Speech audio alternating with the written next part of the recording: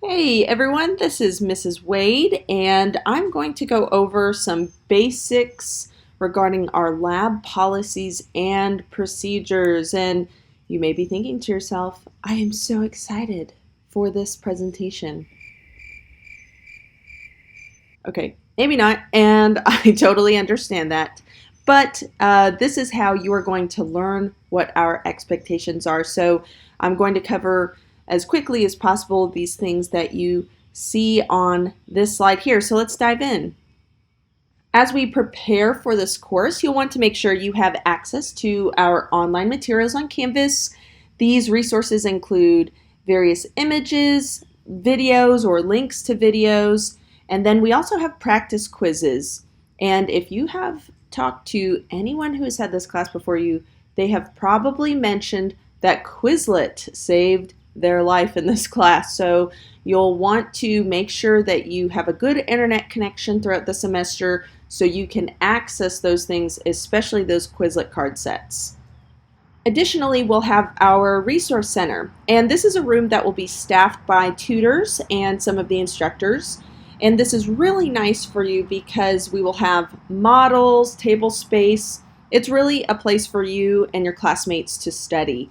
And remember, we only have lab once a week, and if you think of it that way, that's just one opportunity to look at the things we had set out for you in class.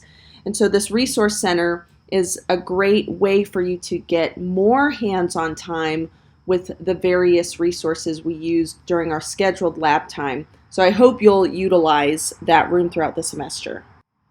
All right, so diving into the bulk of our lab policies, which I know you are just so excited about, we're going to go over the specifics for what we expect from you throughout the semester. And this is really important because if we don't explicitly tell you, how are you going to meet and exceed those expectations? So keep that in mind. Additionally, you're going to have a quiz over these lab policies.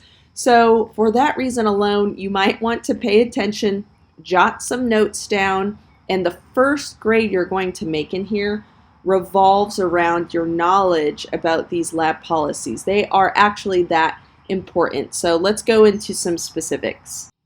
We'll keep this part short and sweet. You will need a new and unused lab manual. Make sure the lab manual dates on the front cover matches the school year we're in. You can always double check with your lab instructor or your peers to make sure you have the correct lab manual, but it does need to be new and unused, and the only place you can purchase that lab manual is on campus in our bookstore. In addition to that, you will need access to the electronic textbook we have. You will access that through your lecture section on Canvas. There will be a link to the e-text, but we do use that in lecture and lab, so that is a very important resource to have. In our class, you will also have to have a box of nitrile gloves, and that's spelled N-I-T-R-I-L-E, nitrile. You can either have your own box, or once you meet your lab mates, you can group together and purchase one box for your entire table. That will last the entirety of the semester, but you will need that before our second class meeting. So make sure you go and get a box of nitrile gloves. We do not allow latex or rubber or vinyl. Those are prohibited items, so please make sure you are purchasing the correct style gloves. And then certainly, as you would need these for any other class, make sure you have your writing utensils, some highlighters, maybe some different colored pens, things to take notes with, because we will have a lot of activities or things that we're filling in within the lab period. So be prepared in that regard as well. I'll spend a little bit more time talking about the attendance policy because it's really important, and we do receive a lot of questions about this throughout the semester. So make sure you know that you have to attend your own lab, the one that is scheduled for you. We do not have any makeup labs, so if you miss your lab, then the only grade you can make for that day is either a 0 or an EX, and that EX stands for an excused absence. Anytime you'll be gone, whether it was planned or unplanned, just be sure to contact your specific lab instructor. Initially, when you miss, the grade in the grade book will be a 0, but as long as you contact us, let us know what was going on, we can change that grade to an EX. Now, a 0 will make your grade drop, but an EX essentially nullifies the grade for that day. So your grade just stays the same, and that's what you want. So just be sure to keep in touch with us so we can help you out in that way. I always recommend to students that if you miss, that you try to sit in another lab. But if you do that, you won't receive any credit because we don't have any makeup labs, right? So you might be thinking to yourself, why? I'm a busy person. Why in the world would I ever do that? Well, it's because the next time you come to your regularly scheduled lab, you will still have to take the quiz over the material you missed. So even though you don't get credit for sitting in another lab, you benefit because you receive the information. And the way I try to explain that to students and encourage students is really what you're spending is your time. So if you are able to spend the lab time making up that information, you're less likely to feel lost or confused on the information that you will be quizzed over the very next time you come to lab. We do have a limit of 2 absences for lab. If you miss more than twice in lab, then you will unfortunately receive an automatic F for the entire course. And that also means lecture. So it doesn't mean you just get an F in the lab section. It means your course grade, the grade you would see on your transcript, is an F. And what that equates to is that you must be present for at least 11 out of the 13 lab meetings we have throughout the semester. You will earn a grade every time you come to lab. So whether that is a quiz, one of the practicals, an assignment, or a presentation, every time we meet, you will earn some type of grade, which is why your attendance is paramount to your success in this course. In addition to that, we do not accept any late work, and we do not drop any grades. So for lab, every grade you make, you keep. In addition to that, we do not have any extra credit assignments available at the end of the semester. So make sure that you are putting 100% of your effort into every assignment you do as we complete them throughout the semester. Okay, let's talk about our quizzes. Your quiz will be 10 questions plus 1 replacement question. So for example, if you miss number 3, then that would be 9 out of 10. However, if you answer the replacement question correctly, it will replace number 3. And so you can still make a 100 on that quiz. You only have 1 replacement question, so it can only replace 1 question from the previous 10, but it is to your benefit to answer that. You will not be penalized if you don't answer or answer the replacement question incorrectly. It can only help you. So I always recommend to students that you try to answer that question. And this is important because the style of our quizzes will be right in style, meaning we do not have matching, we do not have multiple choice. There will be blanks on your quiz sheet and you will have to write in the answer. One last thing I want to say about the replacement question is that it is not a bonus, meaning that if you get all 10 questions correct and the replacement question correct, well, there's nothing to replace. So the maximum score you would make if you answered all 11 questions correctly is still a 100%. Spelling is really important in our course, so please know that misspelling will cost you 1 point for each question on the quiz. You must also include right and or left when applicable, and that's what that capital R/capital L represents. And this is something that is so important. It does not go away ever. You will still be talking about this in A&P 2 to the very end of A&P 2 and beyond. And so make sure that you are paying attention to that detail. Failure to include right or left when applicable will also cost you 1 point. Additionally, we do not allow abbreviations. Now, there are some times when we let you know explicitly, yes, you may abbreviate this or that. For instance, I just said capital R and capital L for right and left. You may certainly use capital R or capital L on a quiz because I explicitly said you may do that. But as a general rule of thumb, in any other capacity, if you were asked, are you allowed to abbreviate answers, your answer would be no. And then finally, just recall that the quiz you will take every time you come to lab covers the material from the previous lab you attended. So this piggybacks on the importance of the attendance policy and trying to sit in another lab before you return, because you will still have to take the quiz over the material you missed.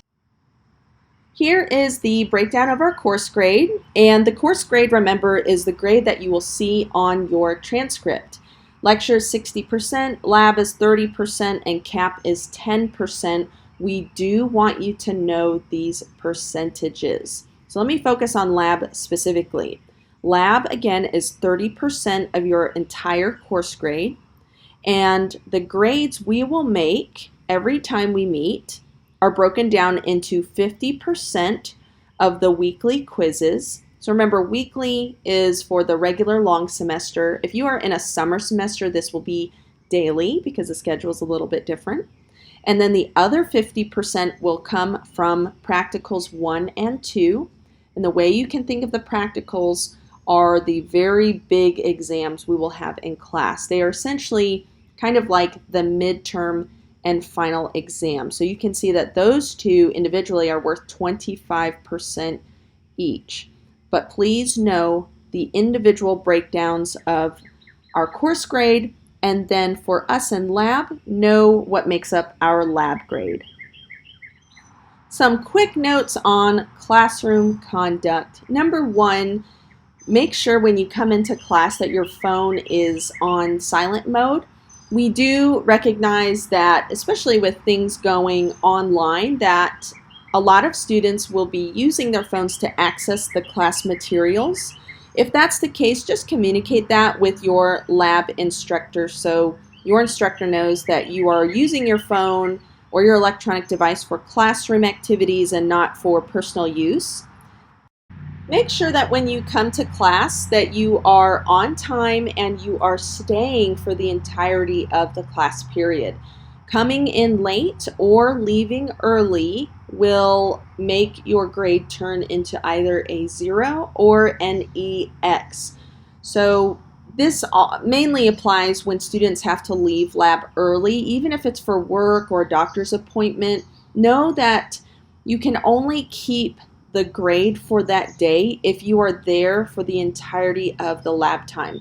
So even if it's for a good reason, why you came late or why you left early, the only grade you can make that day is 0 or an EX. So you'll want to communicate with us and let us know why you were late or why you have to leave early so that we can give you an excused absence. When we are in lab, we will have specimens, models, activities, all sorts of things for you to work on. And I know the temptation when we have a lab manual or things to fill in is that you just want to be super studious and sit and copy things down or answer questions or fill in definitions, and that is great. However, we want to make sure that we're using our class time to look at the things that you do not have access to outside of that lab time. So if you have the choice between filling in your lab manual and looking at a model or a specimen, I would always choose to look at the model or the specimen because that is the material that you are likely to see on the following week's quiz. The design of our lab is that you will work with your lab mates to get the work done together. And this is really advantageous because not only can you combine brain power, But in addition to that, you will get through the material a lot faster if you work together. So we encourage group work that will help maximize your time in lab, and you're more likely to really know this information if you have to help each other find the answers. I've had several students who come back and tell me that they ended up making long-term friends because they met in lab, or even they were able to meet other people who were applying to the same program that they were in. And having that kind of support system is really important, and not just in the context of getting through a challenging course like A&P, but also in the healthcare world. So that's why I really like to encourage and support group work in the context of our class. The college has a zero tolerance policy for academic dishonesty, things we know about, cheating, plagiarism, etc. The thing I like to emphasize with our students, however, is let's do everything we can to avoid the appearance of cheating. So for example, talking during an exam. And I think most of the time students are not being dishonest when this happens. Maybe you're asking your peer if they have an extra pencil, and that's totally innocent, right? But the problem is, from across the room, the professor did not hear that innocent question, and all they see are two students talking to one another during an exam. And that's just a really unfortunate pickle to be in. So to avoid all of that, just make sure you are adhering to the instructions of your lecture professor, your lab instructors, anyone who is teaching you on campus, and do everything you can to avoid the appearance of cheating. Always defer to asking your instructor any questions you have, especially when it's something like asking for an extra pencil during an exam. This policy only applies to some students on campus. We do not allow open carry. However, if you do have a Texas license to carry, you may conceal carry. Just be aware that there will be times in the classroom when you will not be allowed to have your personal belongings on your person, so just make the necessary and proper arrangements. I highly recommend that you print out the lab policies document. Everything I discussed is in that document plus more, and this will be something that will be good for you to review and study in preparation for the lab policies quiz. Okay, we are almost done here. Let me just explain what you are going to do for your first lab grade. So you will need to open up the modules and go to the Start Here module. There will be several different things you need to click through. Start at the top where it says Orientation to Lab and view that document. You'll use the arrows at the bottom of the screen to click through and review those documents. When you get to the lab policies document, here I just have an older example from fall 2018. I recommend printing that out, making notes, making highlights, especially making note of the things that I discussed in this video, and having that available for you to study for the quiz. After you have completed the Start Here module, you're ready to review the information you need for your first quiz. So let's talk about what will be on that quiz. In addition to the general lab policies, meaning things that I talked about in this video and things that are within that lab policies document, you'll want to read Chapter 1 in the textbook. There will be some questions that test your knowledge on the basics of this course, meaning, do you know the difference between anatomy versus physiology? Can you describe the basic organization of the human body? So make sure you are reading that chapter, making note of any bold terms, and you are familiar with those concepts before you take the lab orientation quiz. Once you have reviewed all of that, you're ready for what I have as number 3 on this slide right here. Go to the Lab 1 Orientation Lab Quiz, read those instructions, and then take the quiz. In addition to making the very first lab grade, doing the quiz will unlock the rest of the modules within Canvas.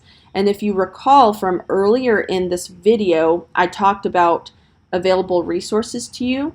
You will want to have access to those modules so you can have the Quizlet card sets, you can have the links to the videos, all those great things that will help you be successful in this class. But those only get unlocked once you view everything within the Start Here module and you have taken that Lab 1 orientation lab. Okay, you did it! You survived the very exciting and thrilling video on lab policies and procedures. But in all seriousness, I want to encourage you to just stay on top of your work. Don't let things pile up, especially in a course like A&P. Be consistent, do a little bit every day, and it won't be overwhelming or anything like that. Keep in contact with us. Let us know how we can help you. We are here for your success. We want to see you get through not just this course, but to the programs that you guys are working towards. So let us know how we can help you, and I wish you a fantastic semester.